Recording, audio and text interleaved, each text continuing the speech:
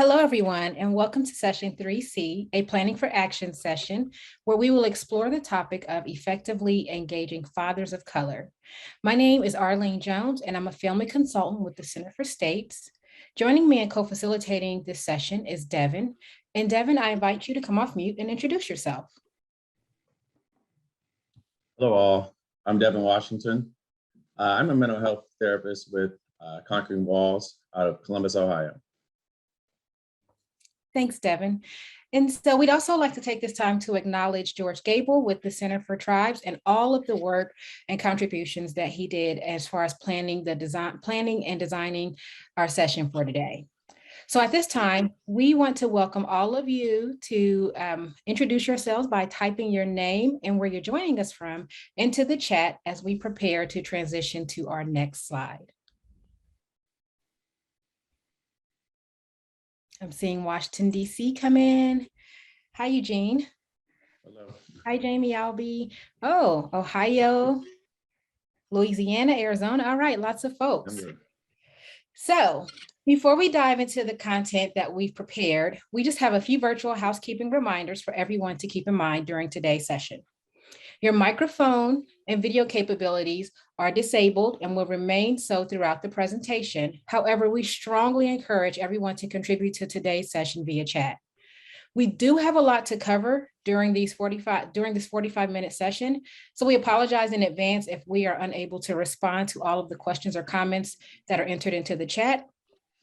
And also just a friendly reminder that we do have supplemental materials in the Resource Center, which may be helpful in addressing questions or comments that we don't have an opportunity to get to. And one final note, if you experience any technical issues, please let us know in the chat and a technical support team member will reach out. So with housekeeping all wrapped up, let's take a look at our agenda for the day. Our approach to the session is very straightforward, as you can see, because the goal is to allow space for everyone to share their thoughts and ideas on the discussion topics that are prepared. After this slide, we'll segue into some definitions and level setting to help create a common ground for the work that we'll be doing together. After reviewing the definitions, we'll transition to the interactive portion of our agenda, which will be kicked off by a poll, followed by the proverbial meat and potatoes of our session. We'll present three discussion topics present three discussion questions on the topic of engaging fathers of color with a race equity lens at the case, peer, and systems level. As responses come in, they will be posted as sticky notes onto the Google Jamboard that is being presented before you today by our magnificent technical support team who are working behind the scenes to make this magic happen. Finally, we'll close out our time today with a brief recap of the work that we've done together, a celebration of our accomplishments, and information on what's next. One last thing before we transition, the Google Jamboard link is included in the supplemental materials located in the Resource Center, so you can access it after today's session. So now I invite my co-facilitator, Devin, to take the lead as we head into the definitions and level setting component of today's session. Thank you, Arlene. And as mentioned, this is going to be a very, very interactive session. The discussion questions were prepared with focus on how to distinguish equity from equality, understanding the difference between interacting with a father versus engaging a father, identifying how current practice, policy, and programming supports equitable engagement of fathers, barriers and challenges that impact the equitable engagement of fathers, and identifying next steps that enhance current practice and policy of engaging fathers, specifically fathers of color. Moving on to our next slide. So as we head into the definitions section, we do want to ensure that everyone is coming in with the same understanding of some key concepts and terms. During this session, you can expect to hear the words racial equality and racial equity. Understanding that what these terms mean, especially in the context of the work that we'll be doing today, will help to ensure that you have a shared understanding. As you can see, racial equality and racial equity have contrasting definitions, where racial equality assumes everyone is starting from the same place, that everyone has the same resources, and if everyone takes advantage of all the opportunities afforded to them, the resulting outcome should be the same across the board. And racial equity acknowledges that people are not always starting at the same place, that everyone does not have the same resources, and that there are systematic and institutional barriers in place that prevent people from accessing opportunities. These very different concepts impact how we approach our work and lead to different outcomes. Now that we understand the difference between racial equality and racial equity, let's discuss how we'll be defining engagement. So according to the Administration for Children and Families, IM 19-03, family engagement is defined as a family-centered and strengths-based approach to making decisions, setting goals, and achieving desired outcomes for children and families. As the definition indicates, engagement is all about the inclusion of the entire family's voice, fathers and paternal relatives included, at the case, peer, and system level.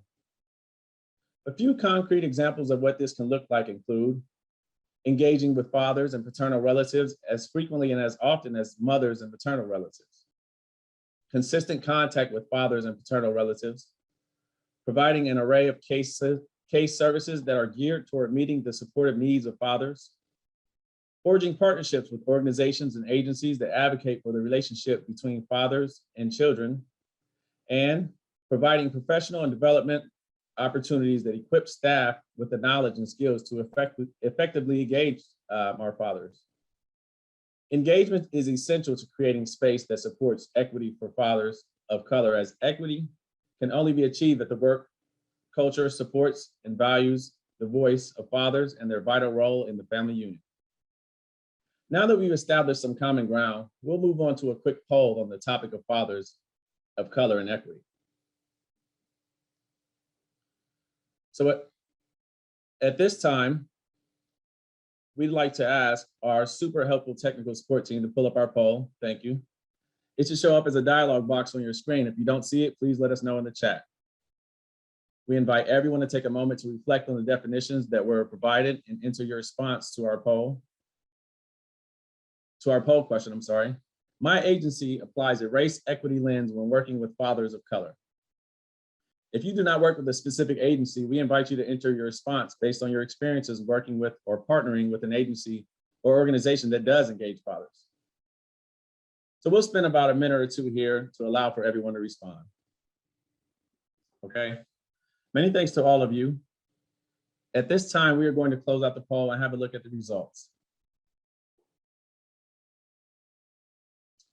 And it looks like for the most part, mostly everyone agrees.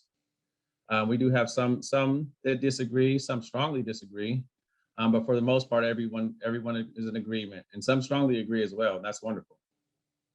Again, many thanks to all of you for participating in the poll. Up next, Arlene will be asking some feedback from all of you about your expectations of this session. Arlene, you're up.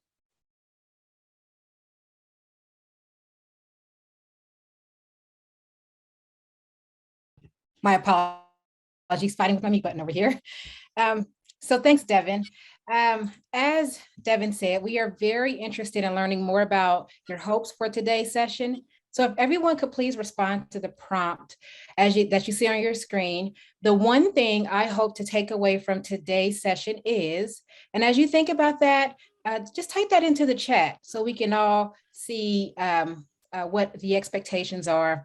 And we'll take about a minute here just to see what folks are thinking and what your expectations are. So just one thing that you plan to take away from today's session to help us as facilitators and to also facilitate that conversation. So I'm seeing how to engage fathers, tools for improving father engagement. Yes, thanks, yes. A helpful tool to engage fathers, strategies on engaging fathers, how to be a better advocate, ideas on getting non-involved fathers engaged and involved in the lives of their children. We've got about 30 seconds left before we transition, so please feel free to continue contributing those responses. I see more knowledge is a theme that's emerging. How to get the parents to work together. Thank you for sharing that one. Good. Learning more about engaging fathers and learning anything that I can. Partnering with fatherhood organizations. Let me see, there are some few more down here. How to reach fathers from a lens not designed to see them.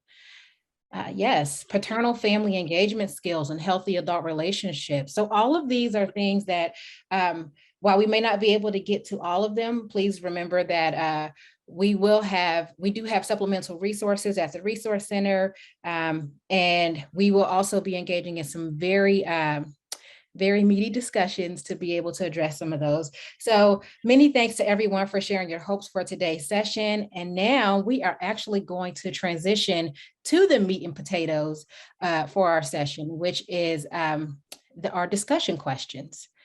So as we transition and move forward, we do have a question, our first discussion question. So as we open this up, the first question that we have before us is, what are some strategies to advance equity when engaging fathers of color? And so as you type, and we'd like for you to type your responses into the chat, and as you do that, we encourage you to think of strategies at the case, peer, and systems level. And so an example of a case level strategy could include increasing the frequency of visits with fathers to support their involvement in the case, or even maintaining the same reunification and permanency focus with fathers, even when they are not the primary caregiver. So that's a case level example. At the peer level, a strategy could be to identify existing affinity groups for fathers of color and support those dads with the desire to be engaged in that affinity group, or even creating a fatherhood committee that is demographically representative of fathers being served by your agency. And then another one at the systems level specifically is advancing equity for fathers of color by developing partnership with local community organizations to not only help identify and locate fathers, but to also engage them in the case planning process. So please throw those suggestions in the chat. Devin, did you have some other potential examples here? Yeah, no, this is a really good question. And I would say that presenting fathers with opportunities to have a seat at the table throughout, the whole case process is something that I feel is very important, especially in the case planning. And that could help to advance equity. In my experience, some fathers are left out of the case process for numerous reasons that continue to contribute to their loss of equity. So just keeping fathers in mind, like we said earlier, being constantly referring back to fathers, paternal sides of the family and things like that could definitely help these efforts. Thanks, Devin. So I am seeing lots of things pop up on our Jamboard here. How to help a father learn to use his court-appointed attorney and get better advocation. That is definitely a case level strategy right there, because that requires some actual one-on-one engagement, including fathers in case decisions from the beginning. Again, another case level strategy that's amazing. I see someone wrote peer here, peer at the peer level, support from fathers aligned with similar characteristics, likenesses, concerns, and issues. Absolutely. And then also engaging the fathers who are not the custodial parents at the case level, reaching out and asking them what their barriers are. And then asking fathers what supports they may need. I'm seeing improving communication and engagement on the development of case service plans. And so there's a lot of good thoughts here. And again, we do encourage collaboration inside of the chat. I am seeing a systems response here about using the Fatherhood Initiative to help improve some of those equity engagement strategies for fathers of color. I see Tracy put in the chat that when when they had their cases, they made sure to engage the fathers in with every step, from case planning to weekly meetings to answering all the questions. And again, these are case level strategies. And then also asking fathers what they would want for their children and what their children need, from Dana. So again, I see a system response, social welfare workers seeing and understanding fathers' value. Absolutely, yes. Yes, so we encourage you to throw those responses out there. And also you can talk amongst yourselves in the chat, collaborate amongst yourselves in the chat. As you see something that comes up, if somebody puts in something that you didn't think of before, we encourage you to, pop in a comment or a kudo or anything like that to that specific response. So I am also seeing including them, not making a decision without them. I see here, I read that one, I apologize.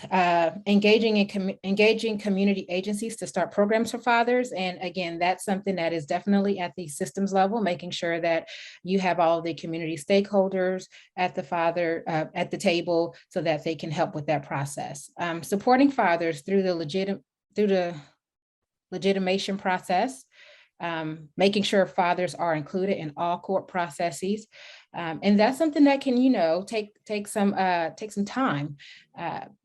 Seeing a lot of implementing fatherhood support groups, within the systems or agencies. I think that's really good. Are there others that are standing out for you, Devin? Developing father-specific services. Those are much needed. And I seen one earlier that spoke about working with the Fatherhood Initiative. I think that's really good. There are already programs out there that I believe if agencies and the two agencies got together, they can make a huge difference in this process. And they could both advocate for each other and advocate for more equity for these fathers. So. Yes, and I really want to call out the one on educating on self-advocacy, because that is something that fathers, that we want to make sure that fathers are receiving, specifically fathers of color, as there may not be this inherent sense of having a connection or power to that, to the case. So just letting fathers know, hey, these are things that you can advocate for yourself for, and this is how you go about doing it. So making sure that not only do they have the information about the resources, but how to access it as well. So thank you for sharing that. And I see one that just popped up, at the system level, meaningful engagement with incarcerated fathers. And that's something that could actually go at the case, peer, and system level, depending on what that looks like. At the case level, that could look like engaging a cohort of fathers who are incarcerated, and doing that in a meaningful way. At the peer level, that could look like a cohort of fathers who are supporting each other through the process of being incarcerated, while also still trying to be a positive presence in their child's life. And then at the systems level, creating policies that support that. Go ahead, Devin, I yield the floor. And I see a good example, a good response is Tina wrote, understanding and respecting their past traumas from society. And I think that's huge, so kudos to you, Tina, for putting that out here. Thanks, yeah. I see including paternal grandparents. Yeah, that's a good resource. Those are really good resources. Althea wrote, holding accountable the organizations funded to support the Father Initiative programs. Yes. Mosley wrote down, for as a peer level, having advocates help other fathers navigate through the child support and court system, from a handout to a help up. Exactly, yes. So that would definitely be helpful. In my experiences in working with fathers, especially as a former child welfare caseworker, we've had to help fathers connect with one another to be able to learn how to navigate that system, and those who have lived experience navigating those systems, because when it comes from another agency, that can not be perceived as well. Devin, were there others that were standing out to you? Let me see. I mean, there's a lot of them that are standing out. Family tree data. I like that they're reaching out to the paternal grandparents. I think they will have a plethora of information there. They're sort of the source of the family. A lot of times, the grandparent, the role of the grandparents. So that would be great people to reach out to gather information. About the father, about maybe his relatives or places that he could potentially be. Yeah. So I see a comment speaking specifically to digging into why a father may be resistant to engaging in services, making sure to just kind of look at that rather than making the assumption that a father may not care. So we are about to wrap up this specific discussion question here in a sec. Please feel free to continue contributing in the chat to this question. But for now, I'm going to highlight some of the themes, some of the emerging themes that have come out of this, which include engaging those fathers who are incarcerated, or fathers who have not necessarily been engaged from the beginning of a case. Also making sure that fathers are not only informed of how to self-advocate, but also given the resources to do that while also respecting their past trauma, whether that's systems-induced trauma or their own battles with trauma, whether that was from them growing up and experiencing some adverse childhood experiences. And also making sure that staff has what they need to support fathers and being engaged, whether that's training, professional development, coaching, whatever that looks like at an agency. And then making sure that we are very cognizant of asking fathers very directly, what supports do you need and what resources would be helpful to you? So I see a lot of good responses here. Lots of, I see some case peer and system level responses. That's a resource that was shared by Mosley. So that's really good. Oh, I missed that. Did you see it, Devin? Yeah, yeah. Okay, I see it. It's in the chat. So someone from Texas shared a resource from the Fatherhood Resource Hub. So thank you for sharing that. A really good answer. Thank you. And so what we are going to do now is we are going to transition to our next slide here.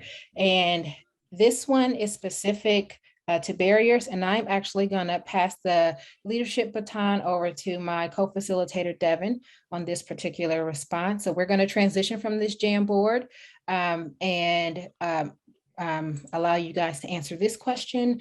And we will again post those responses on the Jamboard. So thank you all for your participation in this session. That was wonderful. That was a lot of beautiful information that was posted. So next we're going to pose the question, what kind of barriers have you encountered when engaging with fathers of color? I know for me, I've encountered many fathers that have expressed numerous barriers when engaging with child welfare system. One common systematic theme I hear is that they don't trust the child welfare system due to their beliefs that the child welfare system solely wants to speak to them in order to get in their business, with no care or support for them being reunified with their child.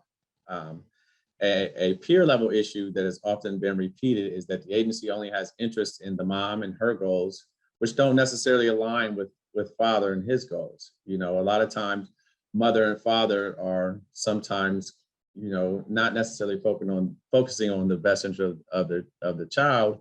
They're focusing on the best interest of themselves. And sometimes fathers feel like that mothers and their interests are solely being supported by the agencies.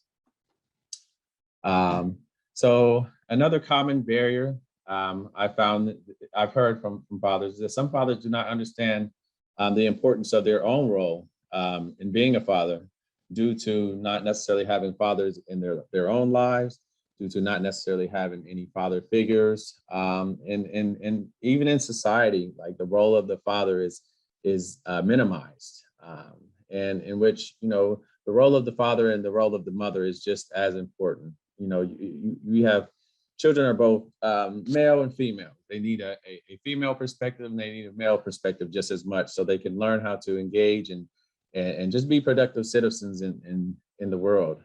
So I'm going to go and look up some of the responses that we have. Let me see. Some are trust issues with the system. Yes. Having no understanding of the system. Fear of criminal repercussions. Absolutely. I've heard that a lot. You know, I've even heard that some fathers, you know, unfortunately live a lifestyle to where they don't want to endanger their children, which is hard to deal with, but understandable, just due to you know, the lifestyle that they chose to unfortunately live. They take word of the mothers about the father and we don't reach out to them. I've seen that. I know working at the agency, there's plenty of times where there were no searches or anything completed for the fathers, or there may have been one search done for the father and that was it, because it was really easy to access the mother. Whereas there are fathers, there are paternal relatives, as we've seen in the last Jamboard that someone mentioned. Arlene, did you have any that you thought about? Sure, thanks, Devin. As I see it, that's some of them that I have already been mentioned, specifically around the strained relationships with any or all parties involved in a specific case for any number of reasons, whether that's past or current substance misuse, a history of family violence or unmet mental health needs, or even dad having the perception that systems favor mothers and favor mothers and their family over dad, which can oftentimes contribute to fathers feeling disempowered. And at the peer level, specifically when it's trying to engage with fathers of color, some of the barriers that I've seen are that some fatherhood initiatives or programs perhaps maybe feel out of reach or out of touch for fathers of color. And so that's one of the peer level barriers that I have seen and that I'm aware of. And then at the system level, this can include things like policies and legislation in states that hold dads accountable and responsible as a parent, while also requiring that they involve the family court to have any of the privileges associated with being the parent to a child. So yeah, just I had those few. And so go ahead, Devin. And I see a good case level example of just having the correct and current contact information. So Adam put having correct and current contact information to find them in the first place. I think that's so important. And a lot of times we rely on mom. We rely on the ease of access. Oftentimes relying on mom, her word of mouth, and things like that. And that's not always in the best interest of the child, nor is it in the best interest of the father. In which both interests should be considered, but ultimately the best interest of the child should be carried out. I'm continuing to see not trusting the system, fathers growing up in the system and having trauma from that. Peer-to-peer advocacy is important in this process. Fathers too often feel devalued. Yes, being a father myself, I've felt that. I've witnessed that. I didn't feel valued, especially when it came to the mother in any system. In any systems, oftentimes we're even talking about schools. Schools will send mom all the information, but what if the child lives with the father? Same as the agency. What if the child was living with the father, but father didn't necessarily have custody? And then we have one of those scenarios where the agency is just going to solely look at mom. Believe that the system is biased against them.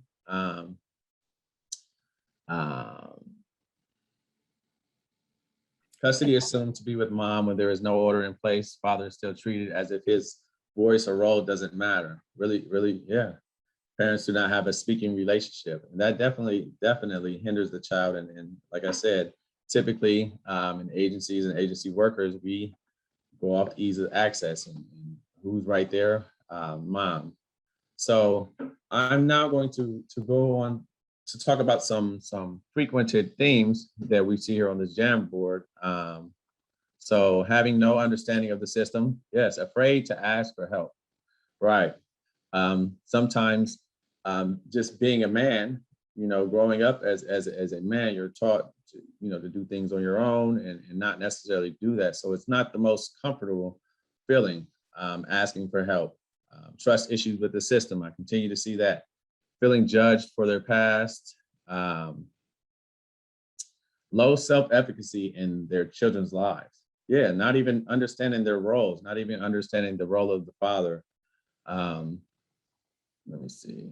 Unaware of their parental rights, exactly. And not even wanting to advocate for themselves or go through the whole court process. I know here in Ohio, as a father, if you're not married to the mother, you don't have any rights. So these are old systematic issues that take place that continue to hinder the father. And if I may, Devin, there's one that Georgia put in that talks on jumping through the barriers put forth by jail systems to get services implemented can be troublesome. Which again is something I've experienced, that I've heard and read about in the literature and the available resources around engaging fathers, specifically fathers of color.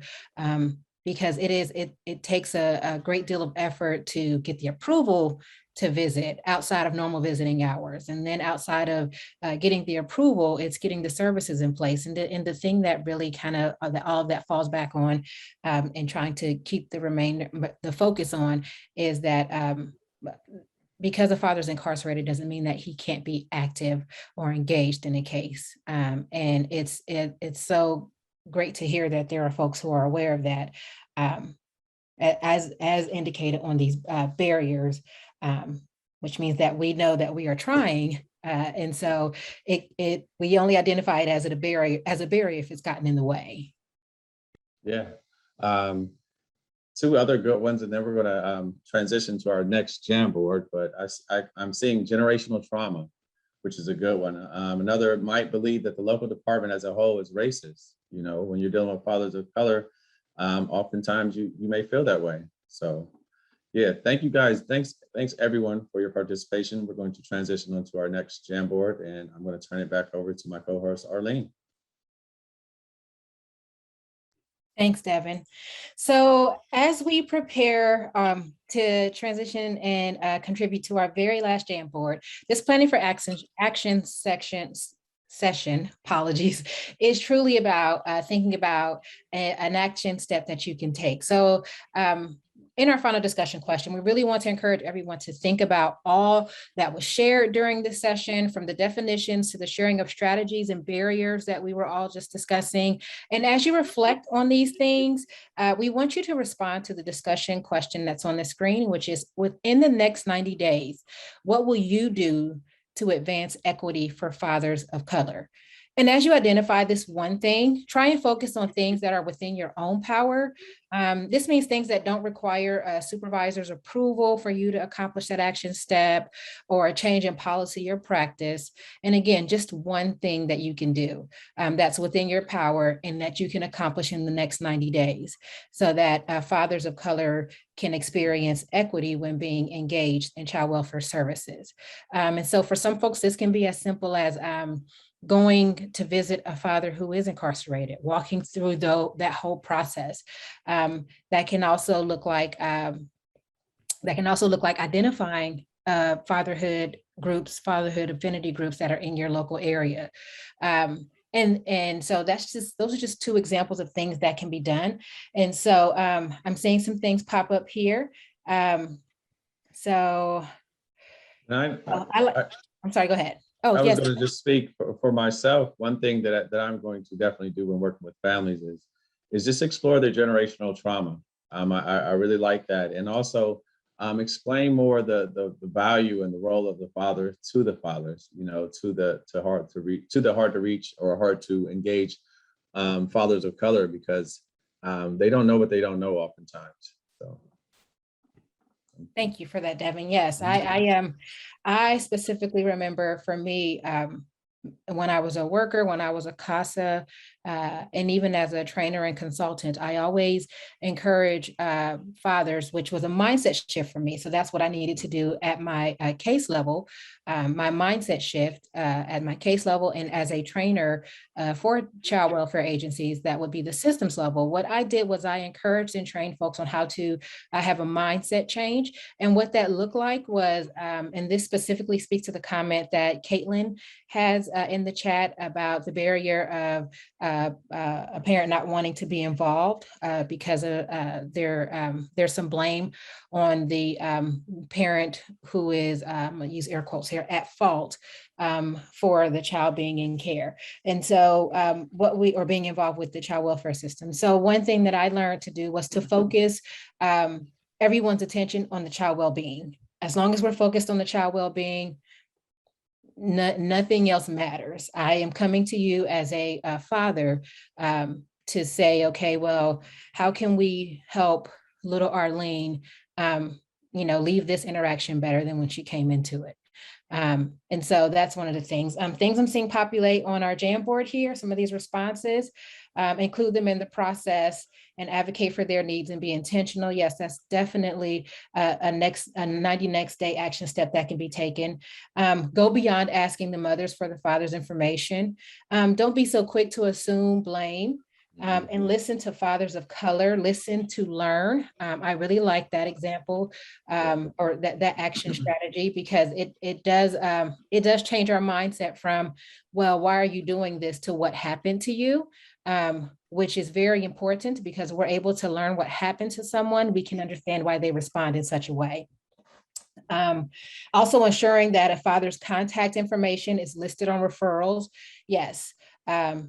So like making those referrals for services for a child, make sure the father's contact information is listed. I am also a kinship caregiver, and in my kinship caregiver role, I not only make sure that my contact information is listed, but my spouse's contact information is also listed, because he is in the role of a father for that child, for our relatives. So we want to make sure that that information is included in case they need to reach someone. Being conscious of the problem and educating others. I am seeing incorporate a race equity lens into our engaging fathers training. Absolutely.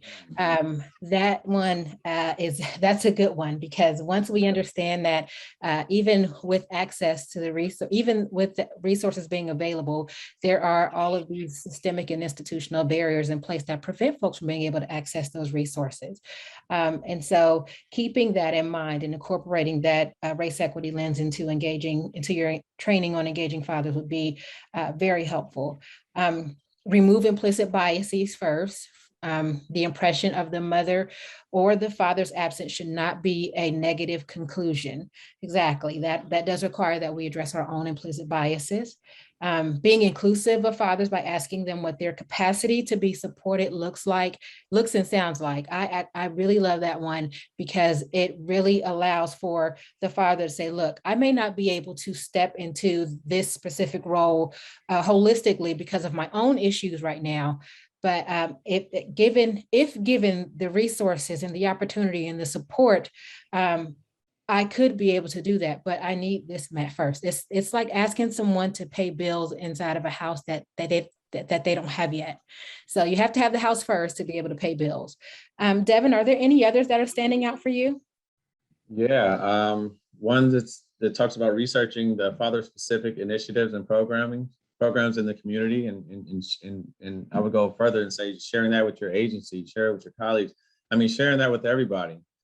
Consciously listening and asking the father, how can I help? That's so important. That just shows that you care, and oftentimes I've heard that the fathers feel that no one cares. They're worried about mom. They're worried about, reunifying the child with mom if the child unfortunately has been removed or things like that. So just listening to learn, and they said that earlier. And I think that's amazing. Providing fathers with written material, so some hands-on stuff that they can have regarding the importance of fathers in their child's life, because some of them just don't know.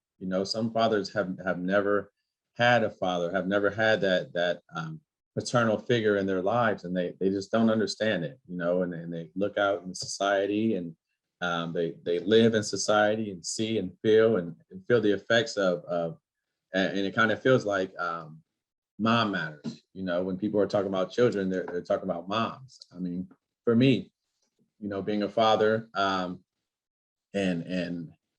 when I'm a father, I have custody of my daughter, and when I do things like fill out paperwork for school, and people give me praises, and I'm like, that's the same thing that the mothers do. I want that to be normalized, that fathers do these things. And the only way we can get to that is by continuing to uplift and support and provide, fathers with these materials and these skills to be just that for their children.